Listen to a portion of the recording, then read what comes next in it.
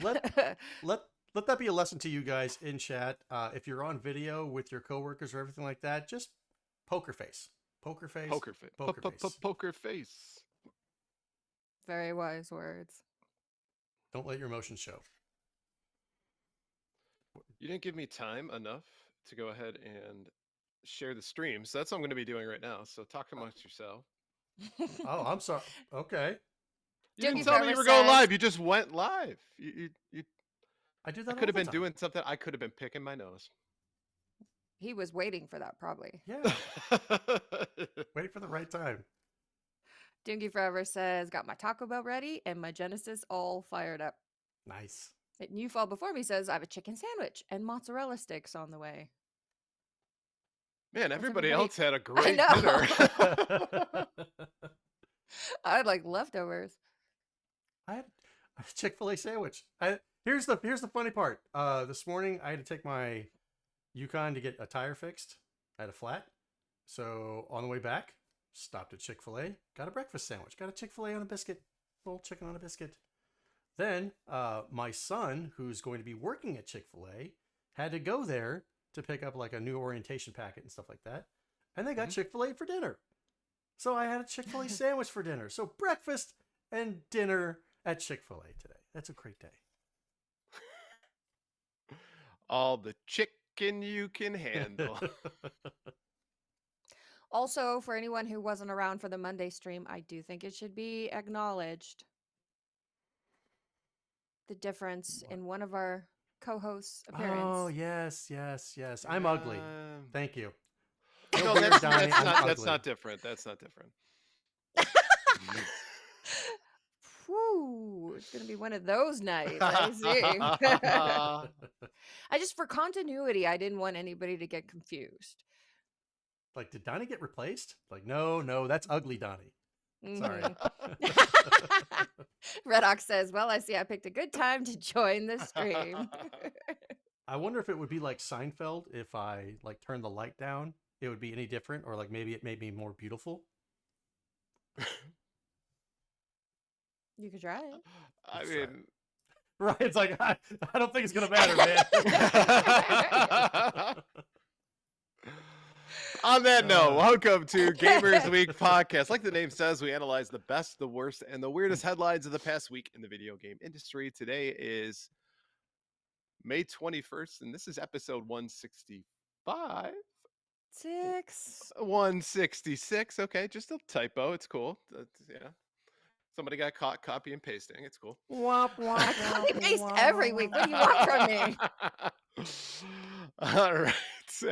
And my name is Ryan, and I will be your host for this evening, but I have two lovely co-hosts with me. The first of all, who will start every challenge with, you want to play Mario Kart 8 to see who goes first? And he sounds exactly like that. Donnie G. Donnie, how you doing tonight?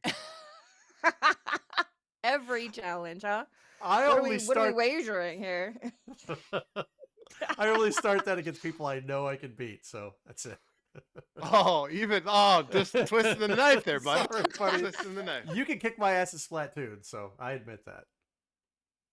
And next up, we have a co-host who has renamed herself and now goes by the name of Peggy. And if you have to ask, you can't afford it. Peggy, how you doing tonight? You know, like we were talking about earlier, you find a niche and you fill it. And that's how a side hustle works. I'm niche. Peggy 18. Hey, Puzzle. Hey, All Puzzle. right, so before we move forward, want to start your own podcast, maybe about hamster wheel conspiracy theories? You'll need a place to host the show. Buzzsprout has a user-friendly interface, great analytics, and resources to help grow your audience. Use the link in the description, get a $20 credit when you sign up for a paid plan.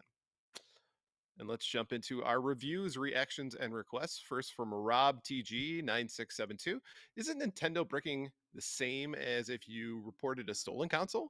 My oldest son lost his OG Switch. I called Nintendo support, and they told me that the system was disabled. Great show, as always. Well, first of all, thank you, Rob. Yes, thank you very much. I did not know that was a thing. Me neither. Neither did I. But that makes a heck of a lot of sense, right? I mean, they do it to your phone, right? When you lose your phone.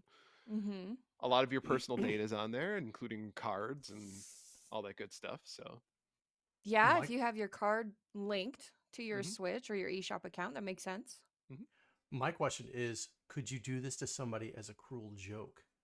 Like if you Ooh. had their Mm-hmm. serial number information or whatever and called up Sony or called up Nintendo and said, "Hey, my system was stolen. Here's the serial number. Can you go ahead and disable it?" Sure. Bam. And next thing you know, your friend who's online, he's playing this tournament and he gets offline. And you're like, what the hell? So I know what to do for April Fools with Donnie next year.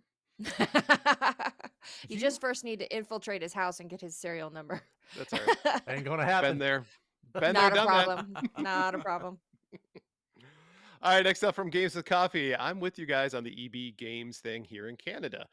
A rebranding might not be enough for the long run since customers' habits have changed so much. What I think will help is the fact that it will be a Canadian owned and operated business. There's a huge push around to buy Canadian made or support Canadian businesses and services. And if the guy who bought EB Games promotes that heavily along with other suggestions made on the pod, it might find some success. At least that's what I think. Retro gaming and mom and pop shops up here are few and far between, but they do have a loyal customer base. EB Games will have to do something spectacular to pull customers from those shops, and it's unclear whether they will have the ability to pull it off or not. I will say from my experience of shopping in Canada, the prices in mom and pop shops are outrageous. Like we're talking 20% above eBay. At least that's been my anecdotal experience. And speaking with people who live in Canada, that's I think also some of the gripes that they get. So that's another opportunity. If you can undercut from a price perspective, you might have yourself a winner. That is not generally in GameStop's DNA to undercut a price. I know it's not Only when tech. you're trading something in. That's it. Right. I know it's not technically GameStop anymore, but the foundation is still there. Right. But I wish them success because if EB Games can find a way to make this work, it would be hopefully a blueprint to bring back shops to the rest of the world where they've gone away. Let's get Babbage's back. Ooh, yeah. Yeah, right. Funko Land, right? We don't need all of them back. Just Well, pick one will Funko do. Land though had some great training videos, so I'm a little biased on that one. I think we should get Hastings back. That was my favorite. Hastings. Not familiar with that one. Really? Yeah. Restaurant? No. It was a store that, I mean, they sold merch, they had games, they had books, DVDs. Things.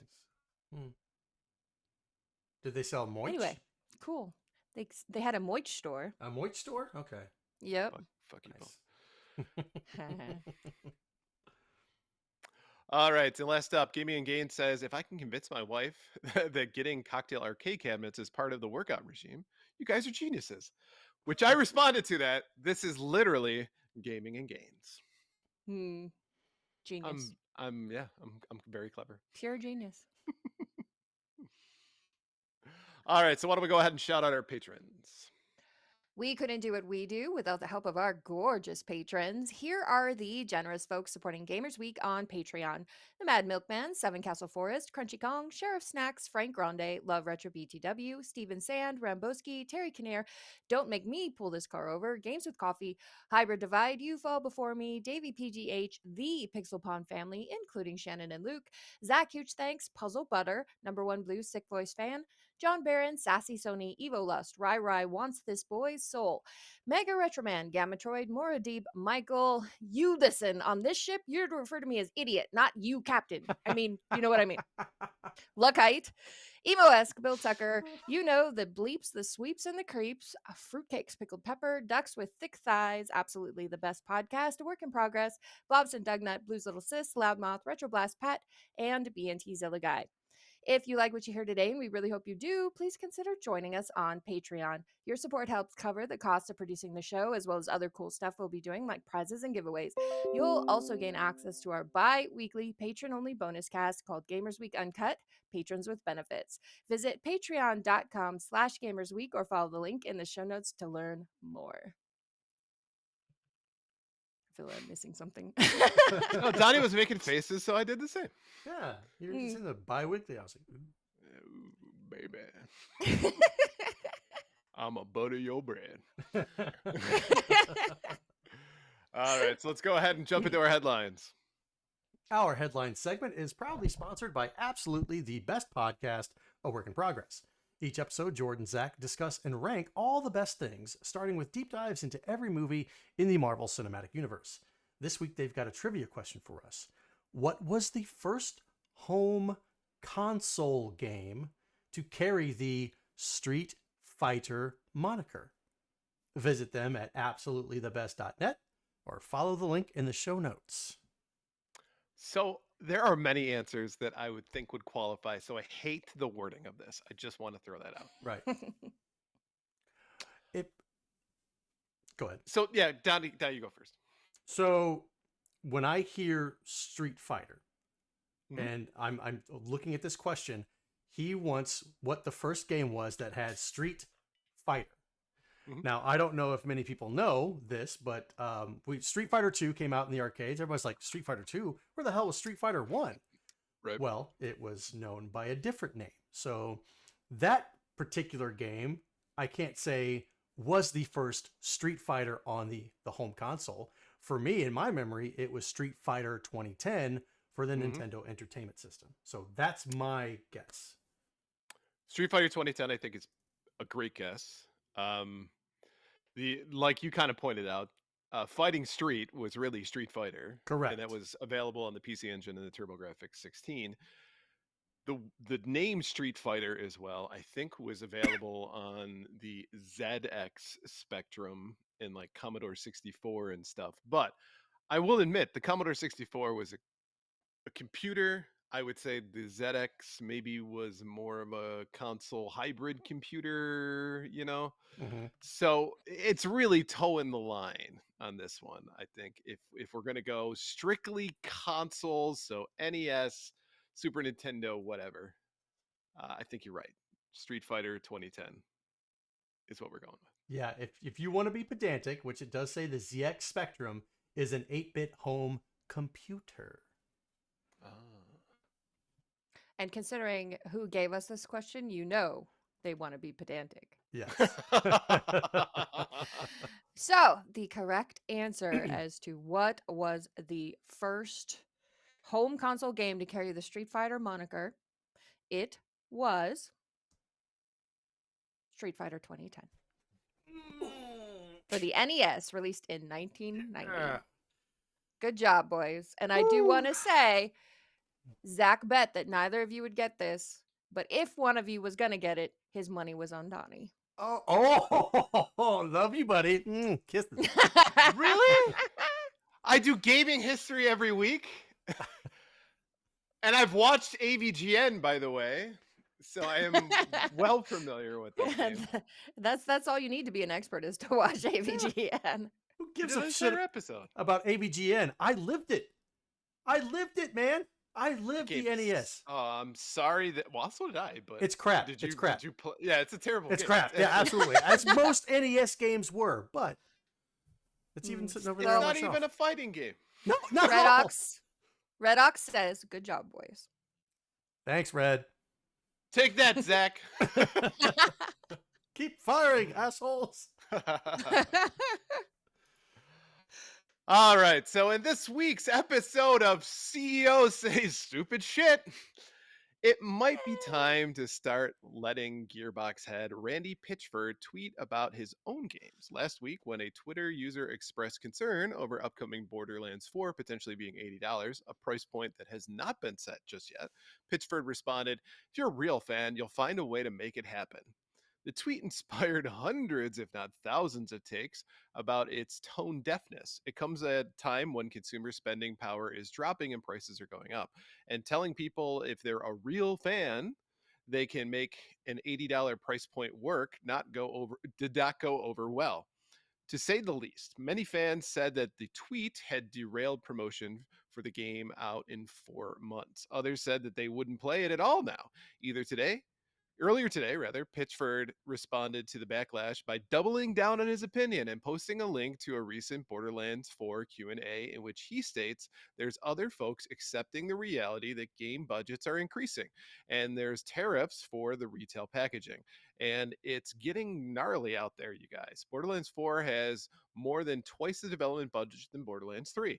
More than twice, given Borderlands 4 is due out in September 12th, 2025. 2K Games will announce the price sooner rather than later. For a huge portion of people, even $60 is unthinkable for a game purchase, let alone 80. Not to mention that the Borderlands series is more than 15 years old, and a lot of the IP's audience will be regular people with jobs struggling to make ends meet. The Borderland name is far from invincible, an idea that Pitchford and 2K Games would be wise to remember. Ducks in Disguise says Greasy Randy strikes again, and I like that. I like that nickname, Greasy Randy. Yeah. You Fall Before Me says, CEOs always thinking that the kids are the ones who are actually out of touch, just like Seymour Skinner. And Tegan85 says, he's actually suggesting people just steal the game. He's actually a huge Les Mis fan. There you go. So it's just like, you know what? Just sell blood and semen and you're fine. If you're a real fan, you'll do that, right? Like a kidney here or there, it's fine. I've always hated that gatekeeping bullshit, and this is not the first time we've ever heard something like that. Anybody else who's a fan of a series, like, well, if you were a real fan, then you know that in episode 4, at the 30-minute mark, that you could see a flash of this game in the episode. If you're a real fan of that series, then you'd know it. Yeah, screw you, dude. Nobody gives a shit. Right. Yeah, that was actually the exact point I wanted to make is if there's one thing that I really hate out of the last 10 to 15 years, it's the weaponization of the idea of being a quote unquote real fan as a way to deflect all criticism automatic. It's like, well, I don't have to answer your criticism because you're not a real fan. And this is everything from if you don't like the Star Wars sequels to if you didn't like the last season of Game of Thrones, well, you're just not a real fan. You're supposed to get on your knees and gulp down every single last bit that the IP has to offer and not complain one bit. So that's what it means. And I hate this concept. And just in this, it's different, I think, when you didn't like something that you consume or something like that, where it was like you said, because I know that you absolutely love the prequels and for Star Wars, right? Anything that is just not the first episode 4 through 6, you're actually a huge fan of. Can't stand 4 through 6. I get that. Other way around. Say, really? You're right there, but you're just mix those two up. Original trilogy, everything else is shit. But the point that this one is it's about economics. It's about being able to afford it, which I think is even more scummy to me, right? And it's the same people who, like, when a collector's edition comes out that is $200 for a game, right? And it's if you're a real fan, you'll get the collector's edition. Yeah. It's when that new statue for Final Fantasy comes out and they're like $1,000 fucking dollars in order to get something that sits on your shelf and does nothing but looks like Sephiroth. You're not a real fan unless you get that statuette. I find that to be like the highest tier of bullshit gatekeeping. And the fact that a CEO is doing that prior to a game coming out, I think it's also a harbinger that this is going to be an $80 game, because he didn't deflect and say that. He just said it would be a real gamer. Right. You would pay that price point. So clearly that was in the plan. What happened to empathy, I guess, is my question, right? When you're in those positions, you don't fucking have empathy. You know what? But you fake it, for fuck's sake. Well, exactly. There's that connectivity that you need to have with your fan base and the people that are buying your product. There are also the things that you need to you can think them, but don't say them out loud. Right. Like, oh, a real fan of this would buy that. Yeah, you know what? You're probably right. But let's not say that to the masses, because that's going to be a huge turnoff to everybody. And let's avoid phrases like real fan. Like what the fuck does that even mean? Right? Like, do I officially become a real fan if I've collected 6 out of the 12 statuettes from Final Fantasy? Is that the threshold in order to be considered a real fan? Because to me, that is just an arbitrary title that we give to people who we think are lesser than us. Hmm. And I hate it. And I love that his response is to double down on it Right. and to justify it by saying, well, look, budgets are out of control, you guys. The expenses are way too much. And essentially to give this sob story about how the billion-dollar company is struggling. Mhm.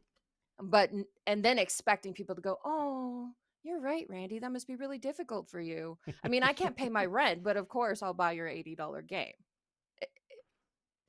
He could have in another reality just said, you know what, to the fan who's tweeting and saying, I hope it's not $80. He could have also said, you know what, I hope it's not either, but it's not up to me. But what I can promise Right. you is Yeah. for your every hard-earned dollar you've spent on the game, we're going to do our absolute best to make sure it's worth it. Right. And that would endear him to the fans instead of being a douche and Douche. deciding that anybody who should dare question him Douche. is not worth it. It's like it's like when he went on that rampage on social media after the Borderlands movie bombed and picking fights left and right and blocking people because he couldn't handle the criticism. So apparently, having learned nothing from that, from the fact that the quote unquote real fans were not enough to save the Borderlands movie, because if it sucks, they're not going to humor you. I mean, I don't know how they pick these guys to be CEOs of these companies because they all seem like fucking morons. That's the quality. That's the quality that you need to become a CEO of a company. Just to be a fucking clueless moron. Damn it. Great stuff going on in the chat, by the I know. way. Yes. Ticket Tungi 85 Forever has broken my heart. I just want to say that because he said that he's not a real fan and that he's only here for blue. Mm. Golden, I Ouch. just noticed that I'm beardless. But Ticket 85 says, but at least we can all agree that you're not a real fan of GWP unless you're a patron. You're here. You're here. We hate gatekeeping, but that kind of gatekeeping. Yeah, we'll allow it. And I like GoldenEye coming into the stream and says, on your knees and what? What a time to come into the stream. So Yeah. here's my question. So with this line, okay, there's other folks that are accepting the reality of game budgets are increasing, and there's tariffs for the retail packaging, which I've talked about that before. Then just cut out if you're going to raise prices just for the retail packaging, since there's nothing included in there anyway. Then just get rid of it. But it's getting gnarly out there, you guys. Borderlands 4 has more than twice the development budget than Borderlands 3. More than twice. Well, guess what? Do what you tell other people to do. Do more with less. You know, there's no... Like your salary. Exactly. Nah. Is there a reason why this development budget has to double? It's almost like that was a thing that wasn't in their absolute control. Right. Weird how that works. Well, you know, the budget for my Ferrari, that goes into the gaming budget. And of course, all the yachts that we have to lease and stuff like that, that goes into the budget too. Right. And for the Lamborghini that I wrapped around the phone pole, well, that has to be paid for. So, Of course. Yeah. Somebody else has to pay for that, not me. Right. Yeah. So I honestly, as much as I hate to say it, I don't think Randy being an asshole is going to affect Borderlands 4's sales. I think people who are going to buy it are going to buy it anyway. Right. And the people who are put off from this and rightly saying, well, now I don't even want to play it, I think they're going to be a very small percentage. So it will be much more interesting to see if this game succeeds and fails on its own merits in spite of Randy Pitchford. Greasy Russell Randy. Petter said 4 out of 5 fans keep it reals by spending their rent money for your car. Yup. Well played. All right, next up, Star Wars infamous villain Darth Vader has been turned into an AI, and users have already got it saying racial Ooh. slurs. What? Younglings. Epic's latest Fortnite season is once again Star Wars themed, featuring famous characters, X-Wings, and TIE fighters, and even the dreaded Death Star looming overhead It also introduced a Darth Vader AI companion, which uses the late James Earl Jones voice in collaboration between Epic Games and his family. It was originally kind of cute when Vader talking about Fortnite and even recognizing and interacting with some of the in-game skins like Hatsune Miku and Sabrina Carpenter, Ooh. for example. However, it was long before players began tricking the AI into saying some pretty heinous things, including F bombs, racial slurs, asking someone if they like Chunk Lee's ass, making a tier list of races, threatening to kill someone in real life, and eliminating players on the same side as him for calling him daddy. He Epic wouldn't make it on Games. this show. Epic Games has, of course, been hot fixing it with updates that further restrict what it can and cannot say. But with so many users interacting, it's difficult to address all the malfunctions. Meanwhile, SAG-AFTRA has filed an unfair labor practice charge with the National Labor Relations Board against Epic Games after the company implemented AI voice Darth Vader last week.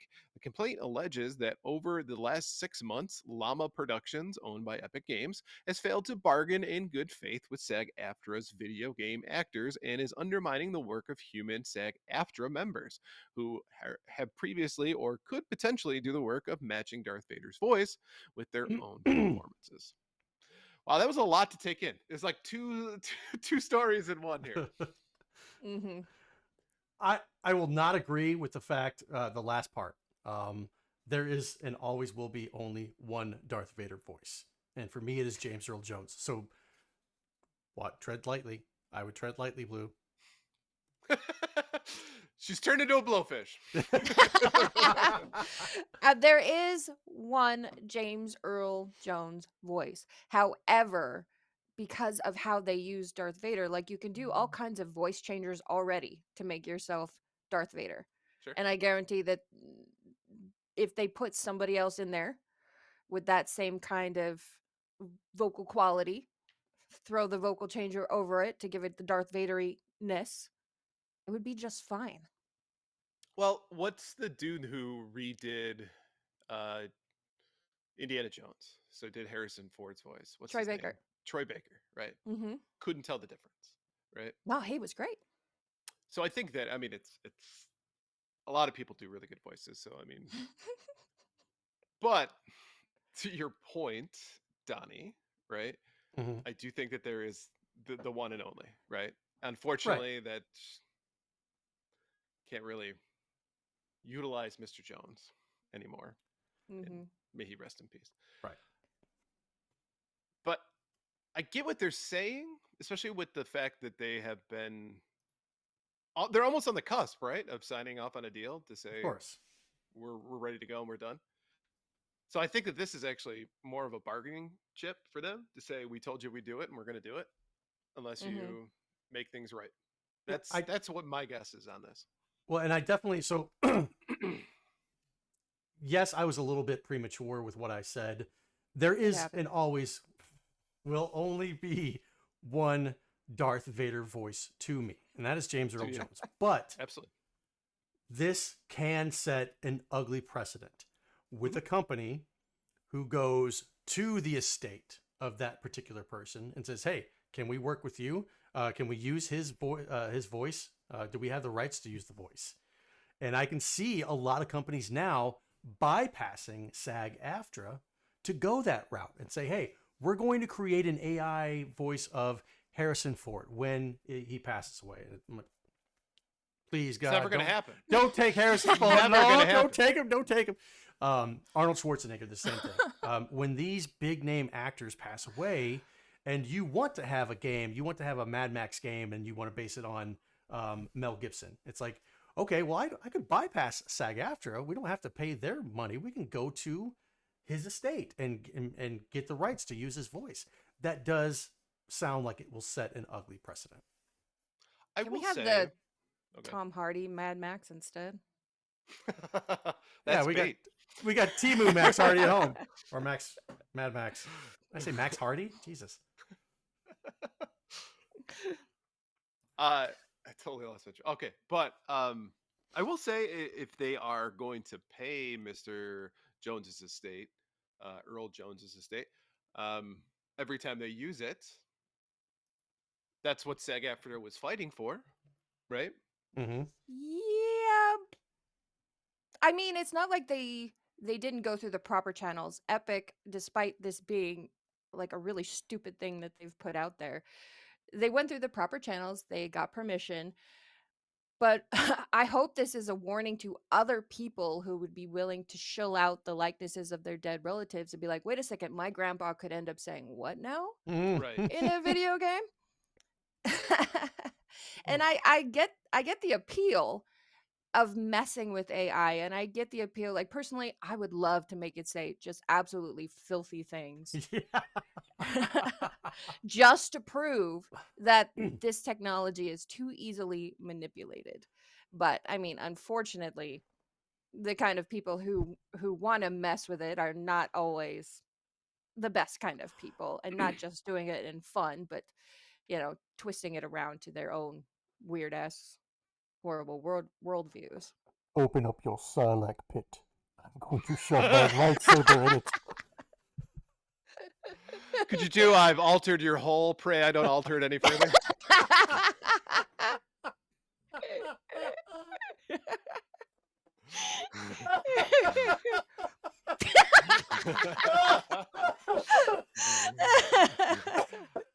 That killed me. Oh my god. Oh my god. Tegan85 says, hey, if you want something to spit out racist rants in a Mad Max game, either AI or the real Mel Gibson would work. Which is kind of the point I was making. Is like, can we have Tom Hardy Mad Max instead? I prefer. Yeah.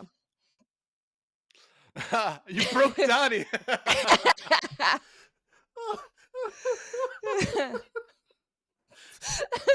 I am altering your hole. Pray I don't alter it any further.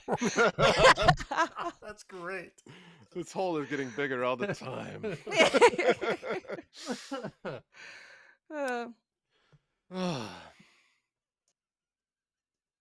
don't know how you get it. How do we add more to this? I don't know. I don't know. That's great. Shall we move on? Yeah, let's. All right.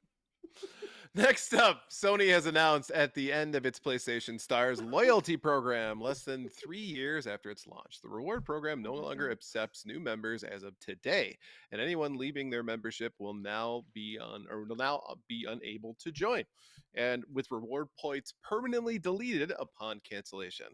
Otherwise, existing members will continue to be able to earn points until July 23rd, 2025, and redeem any remaining balance until November 3rd, 2026.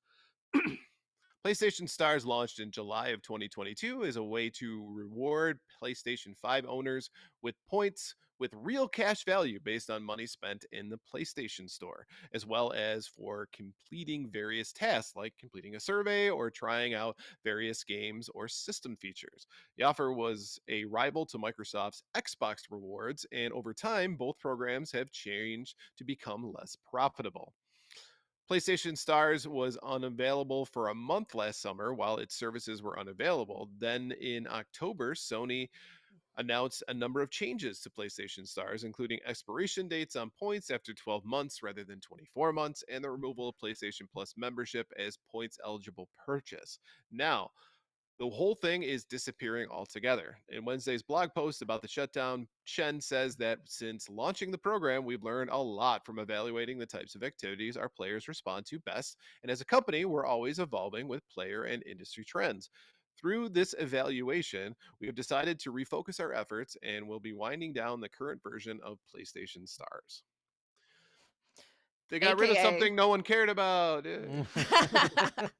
Well, there's that, or it was actually working, and they Right. said, well, we can't have that, so we're losing too much money.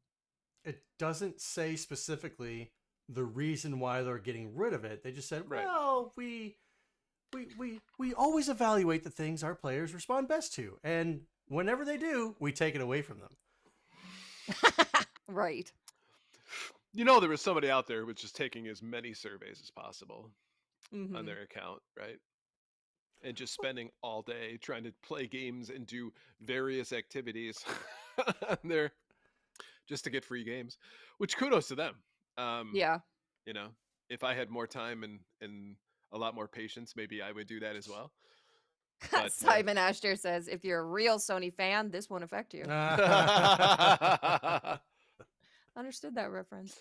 Nintendo is getting rid of their gold points too, right?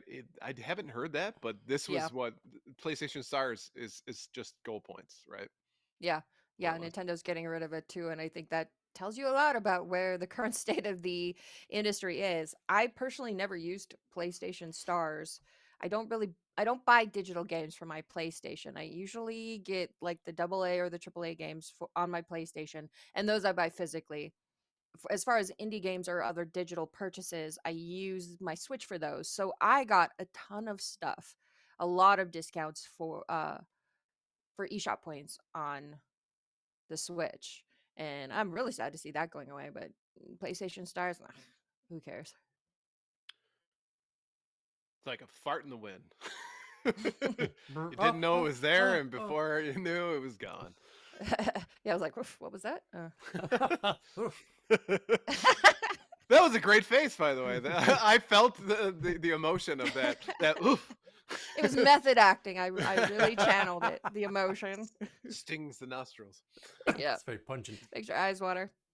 So, do you think this is a relevant, or you think this is relevant to a long-standing trend, or do you think this is relevant to inflationary things and price upgrades and all that kind of stuff that's recent? Do you think that's why Xbox, PlayStation, and Switch are essentially kiboshing these?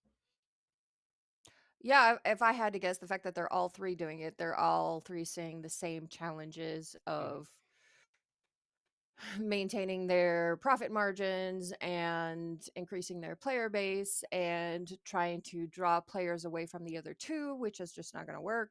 So, yeah, Then they're like, this probably only really benefits like our most loyal customers. And so, in that case, they're not going to be mad if we take it away. So, let's get rid of it. the real customers.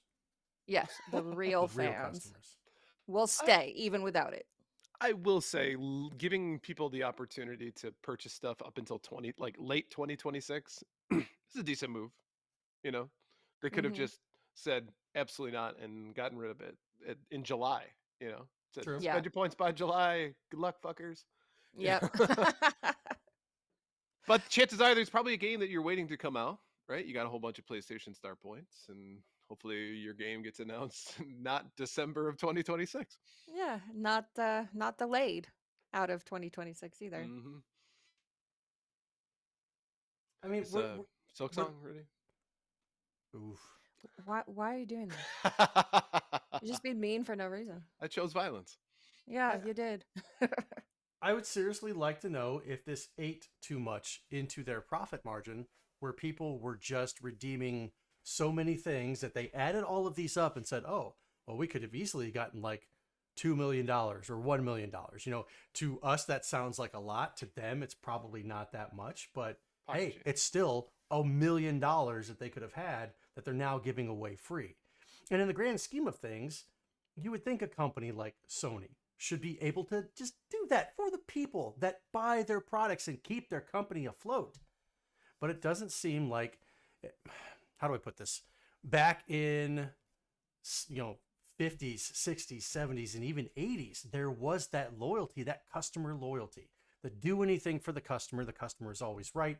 I'm going to bend over backwards to make your experience at my store a very memorable one to keep you coming back. And now that's just, like Blue said, it's a fart in the wind. Nobody gives a shit about it anymore because they know, like, well, they're going to spend money anyway. So why do I gotta treat them any better? Well, that and also the bend over backwards for the customer created the Karen mindset. Customer's always right. Yeah. Right. So there's a happy medium, and we went too far. Now we seem to have swung the other way in many instances. We just need to find that middle ground again. TK85 says $100 or $1 million. Usually, you have to lay off 10 people for those kinds of savings. Just made me throw up in my mouth. Yeah. By Grabthar's hammer. Did you say Thar? Grabthar's hammer. Thar? Who's Thar? She's making a reference to Galaxy Quest. Yeah. Oh, What sorry. page are you on? I've seen that movie once. Sorry. He thought that you were grabbing Thar's hammer He thought that I was with saying both Thor hands. instead of Thor, huh? Exactly. There you go. I was like, what? Oh, come on. You know Thor, not Thar. Mm. Apologize. Imagine man, if she spent her entire life thinking Thor was pronounced Thar.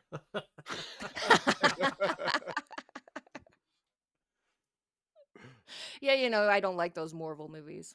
Marvel. Was Princess Zorlda? Yeah. All right, next up, Smash Together, an unofficial dating app started up for like-minded Smash Bros players to meet and mingle, has claimed it has received a cease and desist letter just before its open beta. The app was due to enter open beta on May 15th after several months of development, but on May 13th, the official account posted a sad Yoshi meme with the text, "We got cease and desisted." The app developers don't specify who the cease and desist is from, although the assumption would be Nintendo. No shit. Since it's a Smash Bros. Dating app, Smash Together advertised itself as a premium dating site for Smash Bros. Enjoyers and of all kinds, where one can make their dreams double partner in and out of Smash. There's a lot of entendre. With a matchmaking algorithm tailored to connect you with ideal Smash partner. Including screenshots of the app, included sections for listing your character of choice or main, as well as notable wins and prompts similar to those you might find in other dating apps, but the Smash Bros twist. I'm looking for someone who can make it out of pools at a major, for example. There's been no word out of the Smash Together camp as to whether the team will seek an alternative solution without Smash Bros as the foundation. Until then, please appreciate the restraint I've exhibited in this article by not writing a single joke about smashing. Well done. Well done. No notes. I don't think anybody can get away with doing anything that's even closely related to anything Nintendo. Trying to make your own company with a unique, funny name, trying to make a T-shirt with like Mario or something on it. Yeah, it doesn't matter what you think you want to do with that. Just don't do it. Puzzle Better says restraint is overrated. The only thing I can think of that would be like legitimate, that's not just like typical Nintendo, right, is that they were afraid that people were thinking that it was officially sponsored by Nintendo. And knowing what happens on dating apps. No, what happens on dating apps? Smashing. Yeah, they're playing Super Smash Brothers. I mean, duh. Yeah. Right, yeah. That's what they call it, smashing, right? Right. That's what as the kids say. So I remembered a couple months ago there was somebody actually won a lawsuit against Nintendo for the right to use the Super Mario name, and it was a grocery store in Costa Rica. Let's see. Yep. The shop is run by a local man, Don Jose Mario Alfaro Gonzalez, Mario for short. In a Facebook post, his son Carlos explained that he registered the shop's name Super Mario back in 2013. Last year, the name had to be renewed, which probably attracted Nintendo's attention. Carlos wrote that he wasn't sure about the victory in the dispute, mentioning a lot of legal documents provided by the video game company. However, due to the effort of their lawyer, the shop owners managed to prove their right to the name. To Super Mario? According to the post, Nintendo has listed a number of spheres where it has an exclusive right to use the trademark. However, the list doesn't include grocery stores, and this fact Okay. helped the Costa Rican shop to keep its name. I like Lawyer. the win. Yeah. Because if you tell me that he registered it in 2013, I was like, wait a second. Come on. Super Mario has been around since the 80s. So, how does this compute? But like you said, that sphere, they don't have the ability to. Right. Yeah. So, do they have that sphere in dating apps or just apps in general, I wonder? And then it makes me wonder, what other spheres do they not have control Lord. over? Here we go. You know exactly where my mind is going. Think of the super mushrooms that you could have. Well, you're starting your own adult toy line, right? Yeah. I think we've talked about that in podcast past. So at least now you know. You can Mhm. test the waters and find out for yourself. I'm sure Nintendo will be fine with it. I'll offer to send them all like free merch. This one's the Toad. You can tell by its, because it's small. This Mhm, one's the mhm. Bowser. It will destroy you. When you turn it on, it plays the theme song. Dun, dun, dun. Breathes fire. Fleshlights called Peaches. Mm.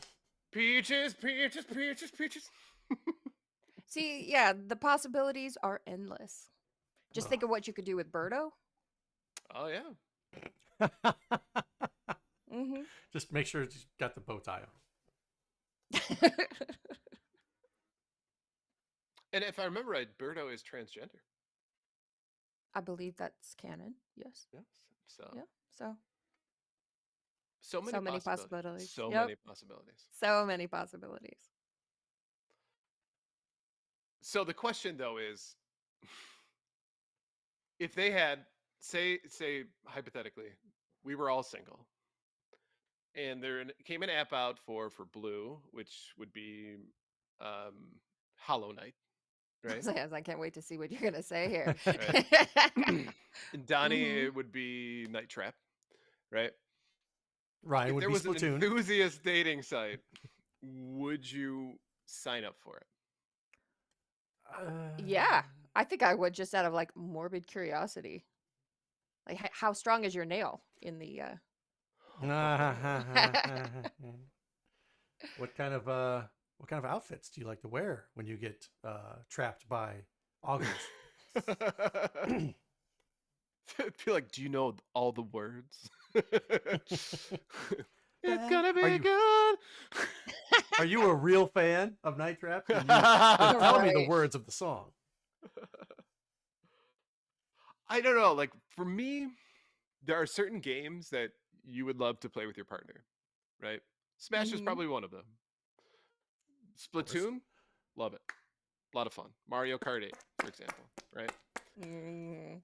But if we're talking like RPGs, it's not bad, right? But I have played in the same room as someone while you play an RPG, and depending on who they are, it can either be a fun experience or it can be like me having to explain everything over again, or them just sitting there going, "This is boring." Well, that's why you need that specialized app so that you can guarantee that the other person you're chatting with on the app is at the same level of fandom Of as you course. are. Fanny Yeah. fandom. Fandom. Again, we don't kink shame. When they listen to these in the UK, that's a completely different meaning.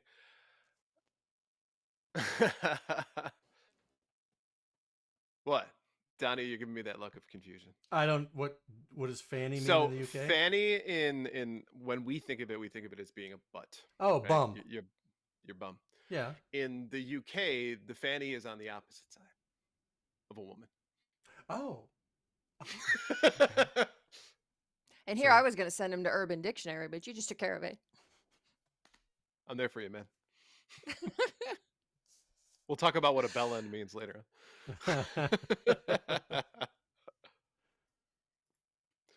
So I mean, again, though, why does Nintendo care?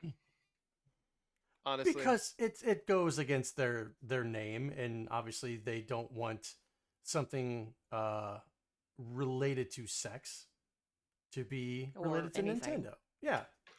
but I guarantee you there's other sites that are just not apps that do this, right? There are Discord groups where it's dating for whatever. But they don't know enthusiast you are. about them. They don't know. Nintendo doesn't know about these things. That you can have private Discord servers, and Discord servers are private until you make them publicly known. So Sure. that's to me that doesn't fall within the same category. Yeah. And they're probably profiting off of it. That's what I was going to say, is they were probably course. trying to sell this thing, which is the point at which Nintendo said, nah. Yeah, if it It was just something feels free, like Nintendo wouldn't care one way or another. They would just be like, "It's got a name on it. Let's cancel this shit." But you're right. I think Yeah. if people are making money off of your name, I get it. exactly. Yeah. It's like those YouTube channels that just play Nintendo music, getting takedown letters and all that kind of stuff. Not like they're making money, but no fun Nintendo is kind of their moniker. Right. Well, that's what I'm used to is no fun Nintendo. So that's immediately where my bias goes. Hmm. Yeah. All right. So why don't we go ahead and take a look at our top 3 new releases? All right, first up is Fantasy Life I, The Girl Who Steals Time, out on PS5, Xbox Series X and S, PS4, Xbox One, Switch, and PC. Step into this slow life RPG where you can freely switch between 14 unique jobs called lives and enjoy a carefree life in a fantasy world.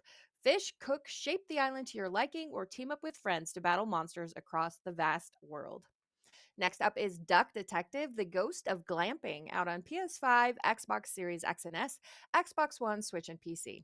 You are the one and only Eugene McQuacklin, Duck Detective, a depressed and recently divorced duck with a crippling bread addiction who must quack the case, inspect evidence, make deductions, and solve this 2 to 3 hour long cozy no murder mystery.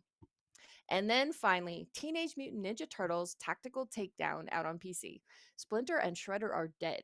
Help the Teenage Mutant Ninja Turtles tackle deadly new threats and the approach of adulthood in this fast paced, turn based beat 'em up. So, out of these 3, what are you in for, Donnie? Okay. Fantasy Life I, The Girl Who Steals Time. Slow Life RPG where you can switch between job. No. That's I. No, I already have one job and that's already enough. So no, not that doesn't do anything for me. Got a job for you. I bet you do. Hand, foot. Duck Detective: The Ghost of Glamping. It sounds funny. Sounds like it would be good. 2 to 3 hours. Okay, that's like you don't have to put that much time into it, but I don't know. I just like I don't want to. Like, do I really want to read? Do I really want to play this game and just read constantly? So probably not going to be for me. And then when I saw Teenage Mutant Ninja Turtles Tactical Takedown, I was like, oh great! Wow, just on the PC? What kind of game is turn-based beat 'em up? What the fuck is that? And then I saw playthrough and gameplay, and I'm just like, that's a bastardization of everything I know about Teenage Mutant Ninja Turtles. So for me this week, Donnie G, I'm out. Nothing. Fuck this shit, I'm out. Mm-mm. All right. What about you, Ryan? So Fantasy Life, The Girl Who Steals Time. It's like a mishmash between like Zelda a little bit, like Cooking Mama, um, Harvest Moon or whatever. And oh, what a snooze! What a snooze fest! Watching the trailer, I was like, there's nothing in this that I would want to do. Um, so yeah, that's a solid no from me. Mm-hmm. Duck Detective, I do enjoy duck puns. Just gonna throw that out there, Right. Yep. right? And They fit the bill. They do. I love that your duck is. Well done. I even missed it. I missed know. I was just winging it, so. You gotta stop. You gotta stop. No, we don't want to get caught in that web. Just waiting for one more. That's all. No, I think this would be a fun game. It's 2 or 3 hours long. I think actually this is something we could stream. To be perfectly honest with you, it seems like it's got some good humor to it. I don't like a no murder mystery though. I would prefer there to be some duck murder if we can accommodate that. So maybe there'll be a patch. I don't know. Patch for murder. The murder patch. Yeah. You just wait till the modders get hold of it. I will say the art style I hate out of this game, but it seems clever. So cutouts of a duck and his friend like that looks so crappy. But It's almost it's kind a of choice. it's almost kind of a Paper Mario look. It's a choice. It Yeah. definitely is. Which brings me to Teenage Mutant Ninja Turtles Tactical Takedown. I like tactical RPGs. I really do. Final Fantasy Tactics is one of my favorite games. Shining Force series, absolutely love them. The thing is, most of those games came out of RPGs, turn-based RPGs. So it fit. You know, you take the world of Final Fantasy, you put it in a tactical game. Makes sense. What's every Teenage Mutant Ninja Turtle game? Action. Mm-hmm. frenzy, fast paced, right? Fast and Furious. No, let's just, you know what we'll do is we'll slow this down. We'll make this boring and slow. And yeah, there's action, but it's a playing a board game. And I played a lot of Teenage Mutant Ninja Turtle board games, and they all suck. And this one is gonna suck too. So if I gotta pick one, we're going with the duck. Just because I think it'd be fun for streaming. All right. Interesting. What about you, Blue? What are you picking this week? Yeah, I think we're all more or less on the same page. Fantasy Life I looks very cutesy and very cozy, and if you're into that stuff, then I'm happy for you. I think you're gonna love this, but it is not at all for me. Duck Detective, I appreciate the puns and what I hope is going to be clever writing, and the fact that it's only $10. So it seems to be priced a little more in accordance with its length. I hope that it does have some replayability, maybe some variability in the endings. And then Teenage Mutant Ninja Turtles Tactical Takedown. Calling it a turn-based beat 'em up makes me think they knew that what they were doing was wrong. And so they were like, we're just making a tactical RPG. How do we sell this in a way that's not going to put off every single Teenage Mutant Ninja Turtle fan? Oh, we'll call it a turn-based beat 'em up. I'm not buying it. So, of these three, I'm going with the duck game, but probably not rushing out to get anything. Okie dokie. We've all been disappointed this week. Gaming Yeah, industry do it's better. a lackluster. Yeah. And next week they'll be like, Gamers Week podcast, we've heard you. Here are the new 3 games coming out this week, and we're like, whoa! I'm gonna play all of them. Splatoon 4, Silk Song, and they came out with a Night I Trap don't 2. well, I was gonna say Dreamcast too, but yeah. Oh my god, this doesn't happen to me. Tegan85 says Turtles comes out tomorrow and doesn't have any critic reviews yet. That's usually a great sign. They're like, no, thank you. I got better things to do. All right, before we move on, let's take a quick break to talk about our sponsor. This segment is proudly sponsored by the Retro Game Club podcast. It's a fantastic family-friendly retro gaming podcast. In each episode, Rob and a guest pick 2 games to play and discuss, as well as news, interviews, and other topics. This week, Rob is joined by NES homebrew developer Nate Peters to discuss Free Comic Book Day, the Neo Geo at 35, and his upcoming game, Doodle World 2. Visit them at retrogameclub.net or follow the link in the show notes. Do you remember Free Comic Book Day? Yes. I haven't participated in Free Comic Book Day in so long. I have stopped buying new comic books. I only go for like back issues and stuff that I want to collect in my collection. Comic books are just ridiculously expensive now. It's long gone are the days of the 99-cent comic or even the $1.25, $1.50 back in the 90s. It's $6, $7 for a comic. No thanks. And that's why they're not doing Free Comic Book Day anymore, realistically. Are they not? There was a local comic book shop here near me that still does it. Then you have the best comic book shop, in because I have yet to hear of one, even remotely. So, when I was in Georgia, when I was in New York, and here in Tennessee, nothing. Put Well, the see, kibosh on it. Webhead is saying Free Comic Book Day is the first Saturday every May. Right. Yeah. Is, not was. Oh, Is. I haven't heard of them doing it in any shop. So, interesting. There are a couple around me that still do it. Maybe Yeah, I'll get some sounds and like, send them to you. Your results may vary. I feel like I've heard it promoted here, but I've never gone because I don't really care about comic books. Frankie, he's trying to gaslight you.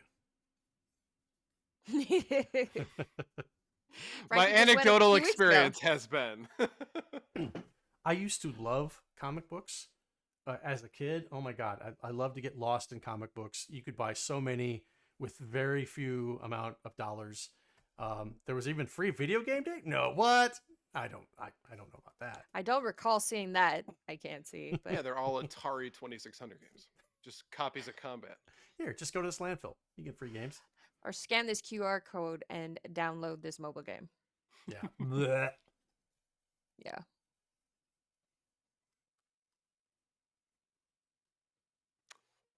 All right.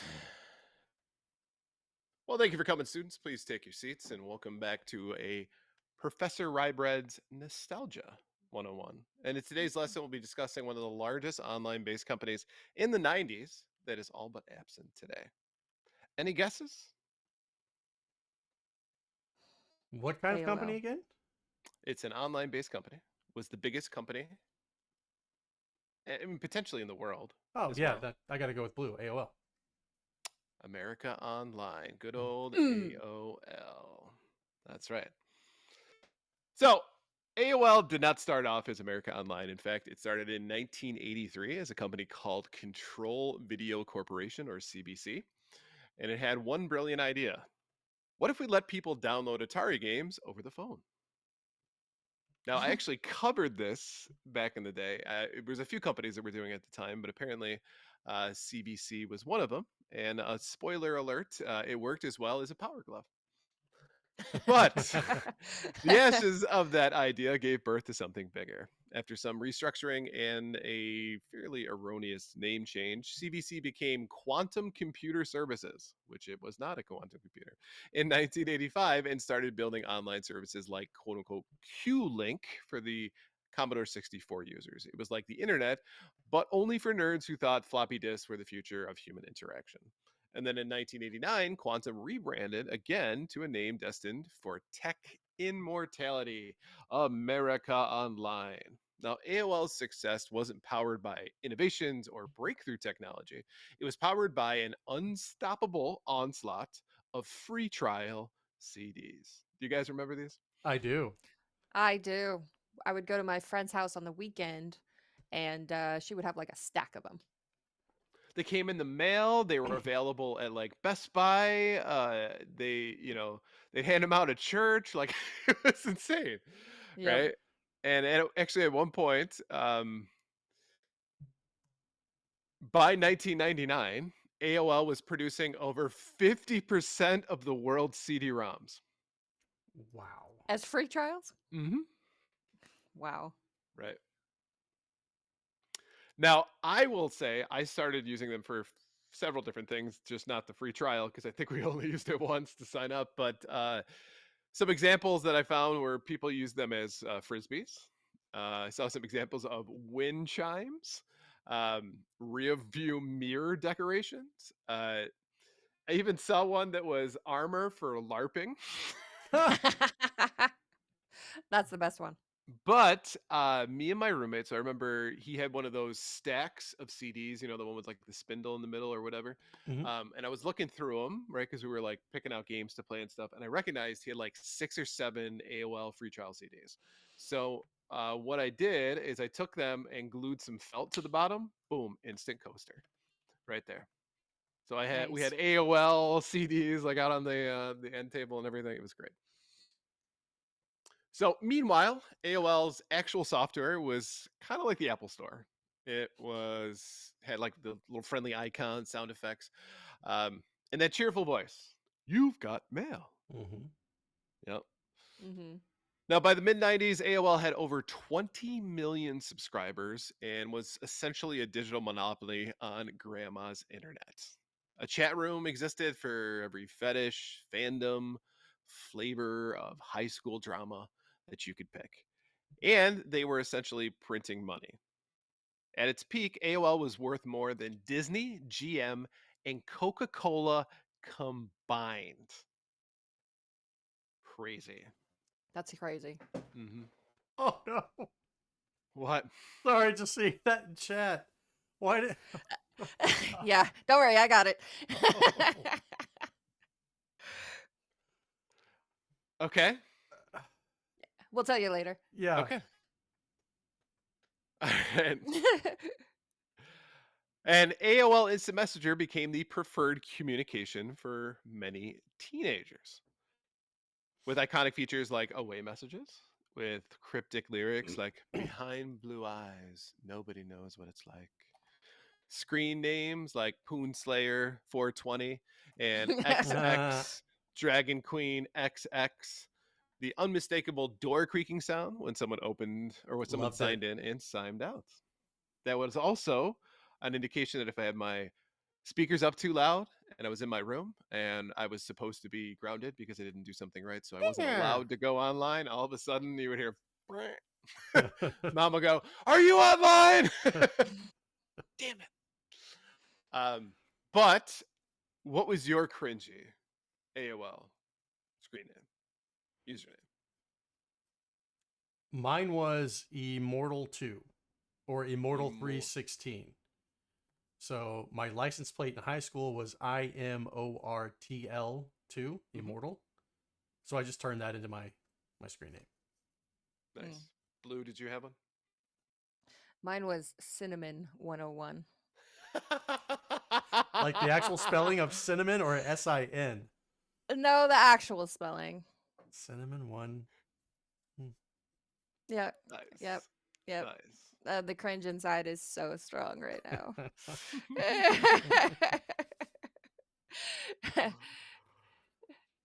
Oh man, we're getting so many in the chat right now. Yeah. I love it. Agent Nil says mine was Dr. Nefarious. Tegan85 says TMAC lobotomy. I did not have many girlfriends in high school. Puzzle Better says SP Hearts for the Smashing Pumpkins hearts. Nice. There you go. Very nice. No worries, So- I can't see. We know what you meant. When I created mine, it was in the process of I was trying to start a band with friends, and every band back in the day that was a punk band had an X in it, right? Yep. Mhm. So we were going to be FGX was the name of our band. So mine was FGX Punk 85. Well, then there you go. Yeah. So eventually, though, AOL ran into a few mistakes. For one, a corporate mashup so tragically dumb it made New Coke look like a solid business plan. In 2000, AOL brought Time Warner for $165 billion, in which would become one of the largest mergers in U.S. history. The idea was simple: combine old media, TV, film, and print with new media, cat pics, and slow-loading websites. What could go wrong? The answer: everything. And how, you may ask? Well, the dot-com bubble popped. Giants like pets.com, Do you want to rephrase that? the dot-com bubble popped. There you go. Thank you. It's a mouthful. That's what she Phrasing. said. Giants like pets.com, etoys.com, and Webvan were taken down like the last kid picked in dodgeball. AOL was not immune, and their use of dial-up when broadband was gaining traction put them in a position to be outmaneuvered like your favorite Blockbuster when Netflix hit the scene. Culture clashes between tech bros and media suits tanked morale at Time Warner AOL, and Time Warner execs eventually admitted that they had no idea what AOL even did. We're going to buy this for $165 million. What do they do? I don't know. Sounds legit. Now, fun fact, within a few years, over $200 billion in shareholder value vanished. And the AOL Time Warner merger became a Harvard Business School case study titled LOL Nope. After the epic implosion, AOL desperately tried to pivot, bought websites like Engadget, HuffPost, and TechCrunch because apparently owning journalists would make people forget about dial-up. AOL also repositioned themselves as a content-based company, launching new services like AOL Radio, AOL TV, AOL Desktop, and even AOL Livestream, which was basically a social media for your boomer aunt. Meanwhile, AIM limped along, propped up by nostalgia and people too lazy to download MSN Messenger. Now, in 2025, Verizon bought AOL for $4.4 billion. Just think about that. Once sold for $1.65 billion. 2015, now worth 4.4. Because apparently it still had value. They merged it with Yahoo, which aged about as well as AOL did, and rebranded the whole thing as Oath, a name that sounds like either a fantasy spell or a failed deodorant brand. And in 2021, Verizon finally threw in the towel and sold AOL to Apollo Global Management for just $5 billion, which included the sale of Yahoo. Like, how does the price keep going Yeah. up? Mm. So I was able to pick out some fun like controversies and like things like that. So Hmm. for one, I heard a lot of reports that canceling AOL was like kind of trying to get out of a cult in the like Mm. 2000s. So, AOL essentially was notorious for making it like impossible. And in fact, in 2006, a guy by the name of Vincent Ferrari actually recorded a 20-minute phone call with an AOL rep who refused to let him leave. Just Ooh. like, no, no. But unfortunately, the call went viral for that guy and he got fired. Hmm.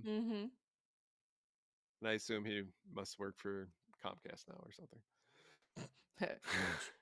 Yeah. So AOL released also search data for 650,000 users for research purposes, except they forgot to make it anonymous. Uh-oh. Uh-oh. Oh no. So one user named user417749 became famous for her hauntingly specific and very public search queries, which included things like how to poison neighbor's tree. Ugh. Oh no. Yeah. And there was a chat room crackdown as well. Apparently, the internet ruins everything. So AOL started cracking down on its beloved chat rooms, banning words like breast, even in the context of breast cancer, because their filter was written by a Puritan with a modem. And a fun fact, in 1995, a hacker discovered that typing goodbye in a chat room would kick everyone out, and which I think is actually a nice metaphor for AOL, right? Goodbye. Right, exactly. It Hmm. rose up from nothing and then dominated everything and then abruptly locked out. Back to nothing. You got it. So AOL may be gone from your desktop, but it left a huge mark, and it brought the internet to millions of people who had never touched a computer to help normalize online communication. It launched memes, awkward away messages, and thousands of passwords that were probably terrible. And let's be honest, if you're over the age of 30 and you have at least one cringy AIM screen name, you probably weren't real. So, thank you for attending today's Nostalgia 101. Just a reminder, if you have any ideas for a story you'd like to hear, send us a message at gamersweekpodcast@gmail.com and we might feature your suggestion. There was this application, I believe, called AOL Hell that a couple of my friends got their hands on.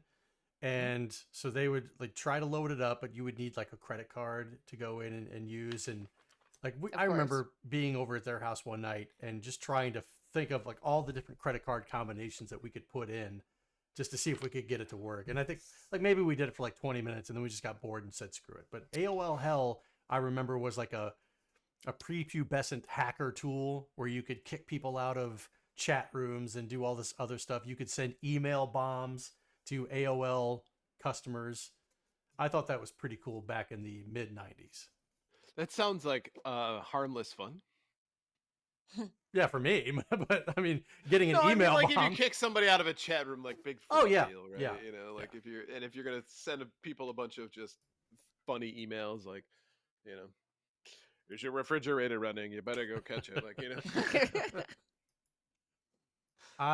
To this day, I loved AOL Instant Messenger. I had AOL on dial-up, and really with the advancement of technology, you kind of figured that the dial-up was never going to be sufficient. People were going to need faster and faster speeds. When Oh, yeah. DSL came about, I got a DSL line. I was like, well, if I've got this dedicated line now, I don't need an AOL account. So I got out early.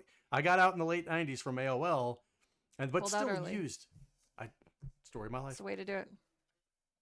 I still played around with Instant Messenger way up until like 2004, 2005.